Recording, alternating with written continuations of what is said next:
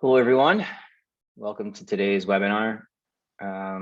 Just waiting for those to arrive here. Thanks for joining us. A lot to cover here today. We will we'll have some time for questions. So just in light of time, I'd probably wait till the end to answer any questions. So if you do have any questions, just make note of them, and I'll let everyone chime in. I'll also give you some information on myself and Bautis Financial, so you can reach out to us directly if you have any questions or concerns. But yeah, with that said, let's jump right in. So today we're going to talk about savvy Social Security planning. More specifically, what baby boomers need to know about maximizing their retirement income when it comes to Social Security planning. When our parents retired, they probably didn't think much about Social Security. They probably just went down to their local office, and when they turned 65 or 62, when they retired, if they retired early, and applied for the benefits. They took their benefits. They may or may not have taken their benefits for granted. It was just something they did.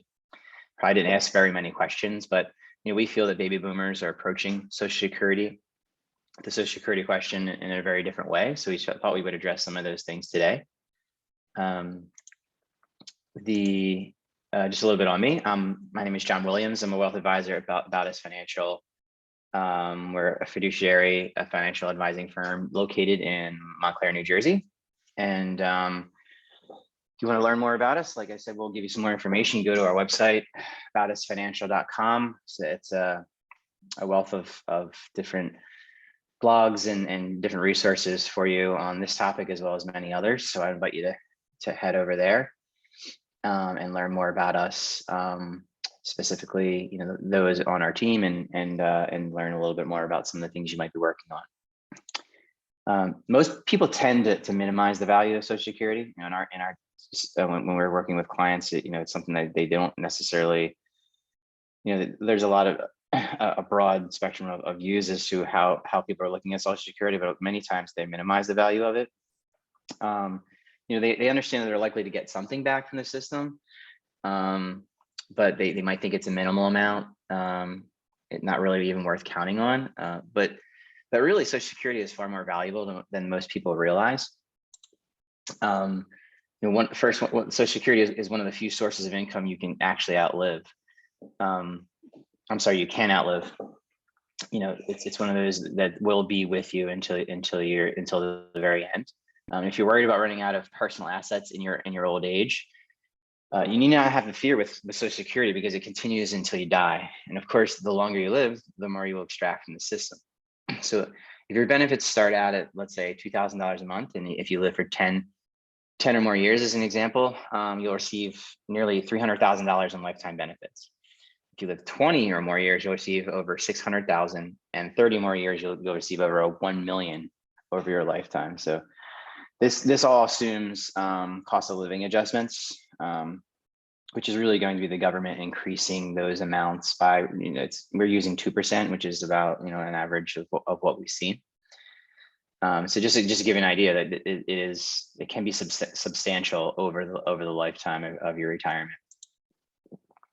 Second, Social Security offers annual inflation adjustments, which I just mentioned. So, if your benefit starts out at $2,000 a month, and if annual COLAs are about 2%, like we just said, in 10 years, you're receiving roughly $2,438 per month. In 20 years, your benefit will be $2,972, and in 30 years, your check will be $3,623. There's no way of exactly knowing exactly what that will bring. There are some years where there was no adjustment. Most years there is some, but the government will make that adjustment and make that call. But as you can see, the beauty of that is it will increase with your retirement, and as the cost of living does increase over time. When your Social Security benefit is calculated, it will be based on how much you've earned over your working career and the age at which you apply for benefits. Those are the two big things it's going to look at. The formula for calculating Social Security is a little more complex. You may or may not want to follow along with this, but some people find the formula interesting. You know, in a moment, I'll show you a couple of ways to estimate your own benefit, but there are some complexities you might find interesting. But the general process goes like this. First, Social Security looks at your annual earnings over your entire lifetime, indexes them for inflation, and picks the 35 highest years of earnings to include in the formula. The indexed earnings are totaled and divided by 35 to come up with an average. If you don't have 35 years of earnings, the missing years will be basically zeros. Next, a formula is applied to your average indexed monthly earnings to determine your primary insurance amount. Now, this is the amount that you'll receive when you reach full retirement age. And each year, annual COLAs are applied to your benefit to help you keep up with the cost of living, like we just mentioned. So they'll basically come up with this this number using this formula and apply those COLAs as they come out. Here's an example of how the benefit formula would work for a baby boomer who was born in 1960 and who earned the Social Security maximum every year since the age of 22. His average indexed monthly earnings would work out to be about $11,430. In calculating his primary insurance amount, the first $1,024 would be multiplied by 90%. The amount between $1,024 and $6,172, or $5,148, would be multiplied by 32%.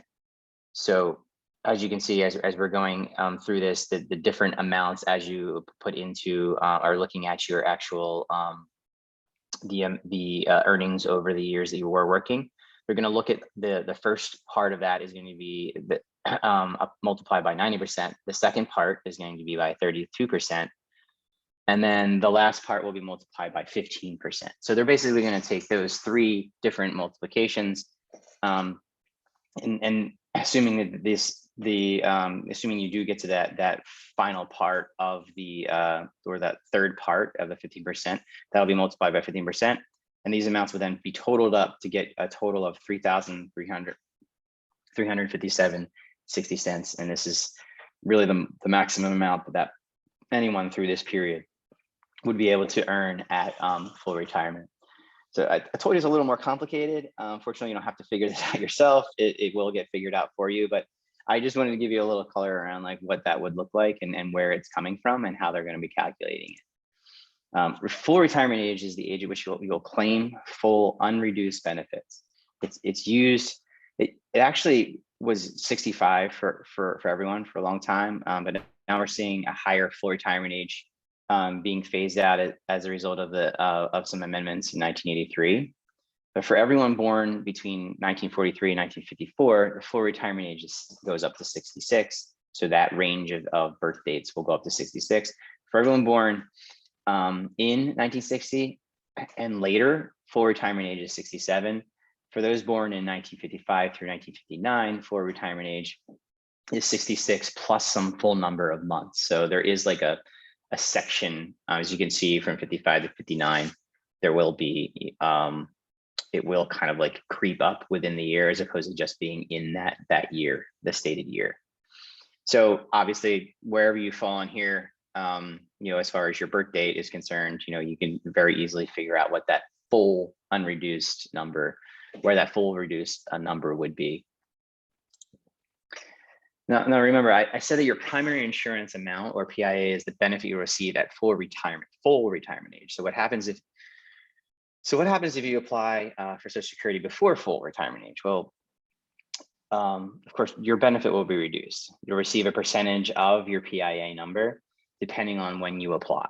So you can if you apply for at full retirement age, obviously you get the full amount. If you apply at 62, you'll receive 75% of your PIA. At 63, 80%, and so on and so forth. So, they're going to be looking at basically those percentages of the full amount that you would have received at full retirement in those percentages. So if you see those numbers, you know what your number is. You can do it in an easy, quick calculation and understand what the number would be if you did do it early. If you apply for Social Security after full retirement age, you'll earn delayed credits of 8%. So there's full retirement age, and then if you wait past their full retirement age, there is, you will ultimately be earning more of 8% each year if you delay. So if you're full retirement at age 66 and you apply at age 67, your benefit will be 108% of your PIA. At 66, it'll be 116%, and so on and so forth. So after age 70, it does stop, and there's delayed credit stop. So that age 70 is really the last year that you'll be able to earn those extra credits when it comes to applying for those, applying for your benefit past your full retirement age. I guess I'm guessing that you're probably not too interested in calculating by hand all these numbers and reductions in credits, or the annual COLAs to raise your benefit in the future. So you can find out approximately how much you can expect to receive in benefits in a couple of different ways. One, you can refer to your annual Social Security statement. These are available now online at socialsecurity.gov/my account. You will need to set up an account. It's pretty easy to do. They'll ask you a series of security questions to make sure it's you. Pretty easy to go through there. Two, you can use the retirement estimator on the Social Security website. Now, this calculator will tap into your specific earnings history.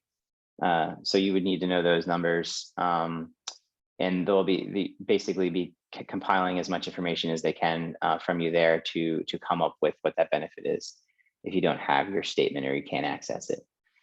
Now, please note that the annual statement and the retirement estimator do not factor COLAs into your age 70 benefit. So this means you actually will likely be higher than they indicate. So they're not factoring in those cost of living adjustments.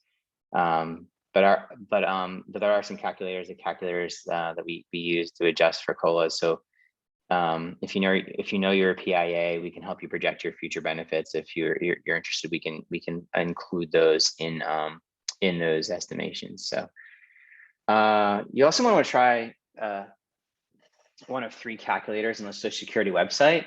The website shown here, ssa.gov/planners/benefit calculators. And just poke around there and see if anything is helpful.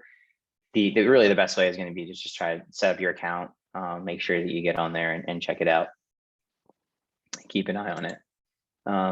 The decision, so obviously you have some decisions to make, and the decision when to apply for benefits can be complex. It can literally, but it is an important one because it can make a big difference in the long run. Like I mentioned earlier, thousands and thousands, tens of thousands, even hundreds of thousands of dollars. So before we go into the number crunching, it's important to realize the decision of when to apply for Social Security depends on many factors unique to your situation. So these could include your health status, your life expectancy. How long you feel you're going to live, your current health. Of course, your need for income. If you need the money, you obviously are going to be restrained to when you're going to need a flow of income. Whether or not you plan to work, if you have a surviving spouse, and their current situation and their life expectancy, and really your other personal resources. What else do you have? Like whether it be assets to pull from, and how you're going to if you're going to be able to supplement your Social Security income as well. The when to apply question is obviously very complex, and it really does require a customized analysis based off of all those factors. But here are a few points to remember. If you apply early, your benefit starts out at like we mentioned, some fraction of your income. So you want to take that in consideration based off of what your needs are going to be. It obviously won't go up to 100%, so it won't change. So once you lock into that number, it's going to stay at that percentage number for the remainder of your retirement. So don't expect it like when you get to your full retirement age, it's going to be up to 100. It stays at that number. The cost of living adjustments magnify the impact of early or delayed retirement, because the annual cost of living adjustments is applied to either the lower or the higher amount.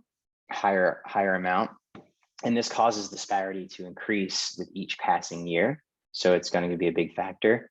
The when, and also this when to apply question impacts survivor benefits as well. So the high earning spouses are therefore encouraged to delay their benefits until 70, because that benefit will be higher and then will be offered to the surviving spouse. Now let's look at some strategies for maximizing benefits. The first thing you can do, excuse me, while you have the time is improve your earnings records. So first, check out so you can look at where you're at now by checking your annual statement. It will have the record there, so make sure it's accurate. Mistakes are rare, but because the earnings are kept on file at Social Security and they're reported by your employers when they submitted your Social Security taxes, but mistakes can happen. So look those over, make sure they look right. The next thing is to consider how you might be able to improve your earnings record. Of course, it'd be great if we can always make more money, but it's not necessarily just making more money. It's if you have looking at how many years of service you have. So if you don't have 35 years of earnings and you can work a few more years, that will fill up some of those zeros. That's obviously going to bring up that average. If you had several years of lower earning years, not even just zeros, and you can work a few more years now, that will peak those earnings and it's going to bring that average up. And even if you start receiving Social Security and continue to work, your earnings record will be updated.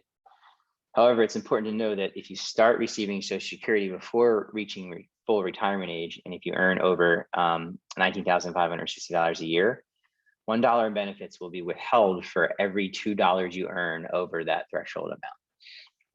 So it's something to keep in mind. Now, strategy number 2 for maximizing some of your Social Security benefits is to apply for benefits at the optimal time.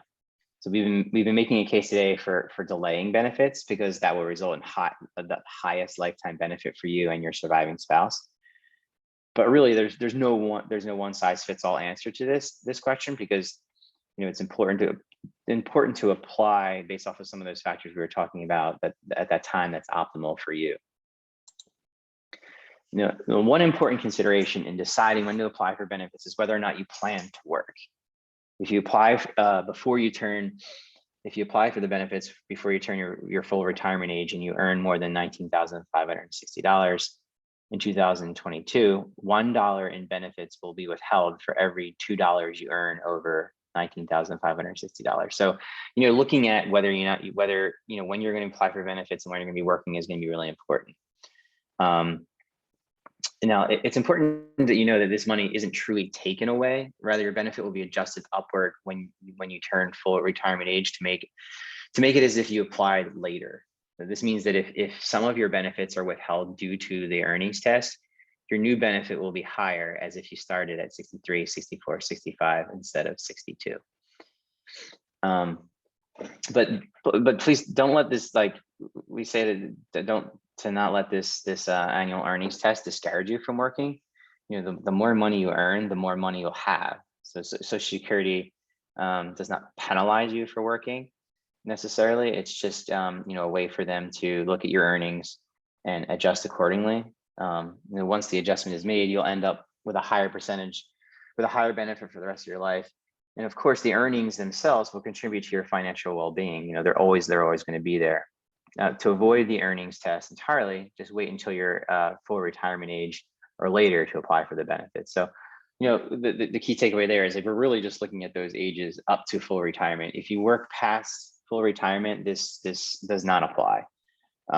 So, it's really going to depend on when you're applying. If you don't plan on applying until full retirement age, then it's kind of a moot point. But you just want to understand how that's going to affect your benefit if you do apply before your full retirement age and you are working. Strategy number 3 for maximizing for benefits is to coordinate spousal benefits. And the goal here is to maximize income for the both of you while you're both alive, and maximize income for the survivor after one of you dies. It can be quite complicated, this formula here, but by understanding all the considerations and doing some of these calculations, it's actually possible for married couples to come up with the right solution for their needs based off of all these different factors. Now, Now, looking at taxation. So most people, the question we get is, do you know, or there's a lot of sometimes a misunderstanding as to how Social Security benefits may be taxed. And most people know that they are taxable.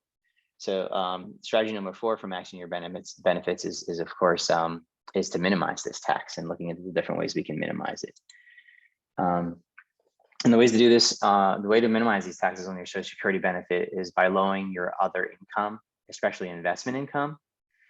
But you should also be aware that the municipal bond interest, which is usually tax-free, counts as income for a purpose of calculating the tax on Social Security benefits. So, while looking at municipal bond interest is a great way to kind of be a part of your plan, it will be counted in this formula.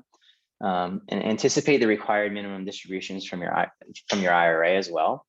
These obviously you're taking at age 72, and they may cause you to be in a higher tax bracket and may cause some of your Social Security benefits to be taxable. So again, just like kind of looking at all the different ways that the investment income or some of the income that's coming in from outside of your which will be supplementing your Social Security income will heavily impact how you're being taxed on all of your income throughout the year. And you can delay Social Security in order to reduce the number of years number of years benefits are subject to tax. So you reduce your expenses, pay down debt, and adopt simpler lifestyle so you can make do with less income. And you can continue to manage taxes throughout your retirement. So like this is not like a one size fits all.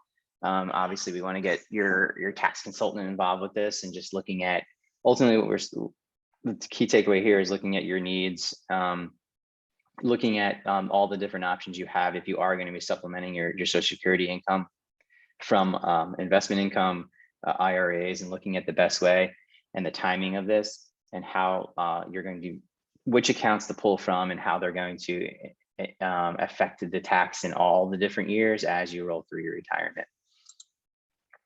And strategy number 5 for maximizing Social Security benefits is to coordinate Social Security with your overall retirement income plan. Now it's kind of redundant in a way, but like there's a few other points that we want to kind of get to here. There's the entire plan is not only going to affect taxes, but it's also going to affect the timing of when you're going to be applying for these benefits. The perfect example is one we already said is like you need the money, and that's part of your plan. If you need the money earlier than your full retirement age, then that might be the best decision for you to make. But just knowing what you have and how having a plan is going to be a key factor in that. So what we're really doing here, like the taxes, we're going to be looking at all our retirement resources. So you may have a pension, IRAs, 401ks. There's going to be what they call required minimum distributions from after age 72. So in a way, you do have to consider that even if you delay from taking from your IRA to reduce taxes, at a certain point, you're going to need to take some of that out. Uncle Sam's going to want their tax, and they're going to have to start taking a required amount from those. Whether it's from us or, and I know this is always a funny part of this presentation. Of course, we're in the business of helping people, but whether it's us or somebody else, I would say just don't be afraid to ask for help. Having someone to sit down with and kind of building this plan and and looking at all these different factors and understanding, how all the different pieces come together, whether it be taxes, your income needs, and put together a plan that's going to coordinate all of these different sources of income. Now we've covered a lot here today, but you probably still have some questions like some of the key questions that we covered today, and you're going to be looking at is when should you apply for Social Security? What if you keep working? How much will your benefits be? What if you've already applied? How can you coordinate spousal benefits? What's the best long-term strategy for your situation, and what should you do next? So, of course, we'd be happy to help you consider each of these questions individually and help you come up with a plan. You know, I know it sounds like we're selling our services to you, but like I said, whether it's somebody else or, you know, whether it's us, we'd be happy to help. You know, I would definitely recommend, you know, sitting down with all these things and sitting down with someone and just, and even if you do it, decide to do it yourself, like just have a plan, do the research, don't take things for granted, and just understand, you know, the tax, all, you know, the income and the differences between when you're going to take your income, take your Social Security income, and understanding RMDs and how those play into it, and looking at the big picture and making sure you have a plan and make adjustments as you're going along. And of course, thanks for joining us today. Like I said, there was a lot of information we threw at you. You know, and I also mentioned earlier today that if you want to learn more about some of these things, and we will even have a replay of this if you want to go through this on our website. If you want to learn more about this topic and many others, our website is a great resource. bautisfinancial.com/learning center is where you'll find a lot of our blog posts, our videos, our replays of webinars, and there you can find a lot of this information. So, and that brings us to the end here. I'd like to open up to a little Q&A. But yeah, thanks for joining me today. Hopefully you found this informative. As you can see, it's a lot of information, and you know, there are some deeper dives in certain areas that I covered here today. And don't feel like you have to engage in us as a client. If you have a question, please feel free to reach out to me. You know, you can go to our website and easily set up a consult there on our website, or send us an email and with any questions you may have. So. Just looking here to see if there's any questions. Doesn't appear that there are any questions, which hopefully is a good thing. Hopefully we covered everything. But like I said, if you have any questions and you want to reach out, please go to our website. And again, thanks for joining us. We'll talk to you all soon.